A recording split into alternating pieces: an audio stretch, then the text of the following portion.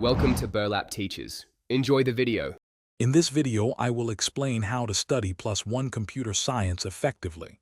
We'll cover understanding your syllabus, focusing on core concepts, and the importance of consistent practice. This step-by-step guide will help you build a strong foundation and prepare thoroughly for your exams, ensuring you feel confident and ready. It's crucial to grasp the foundational concepts before moving to complex topics. Spend time understanding data representation, number systems, and basic programming constructs like loops and conditionals. A solid understanding here makes advanced topics much easier to comprehend and apply in practical scenarios, building a strong base for future learning. Consistent practice is key to excelling in computer science. Dedicate time each day to writing and debugging code.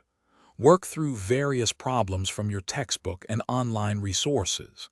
Implementing small projects will help you apply theoretical knowledge and develop practical problem-solving skills, making your learning more robust. As you approach exams, focus on thorough revision. Create short, clear notes for quick review of key concepts and formulas.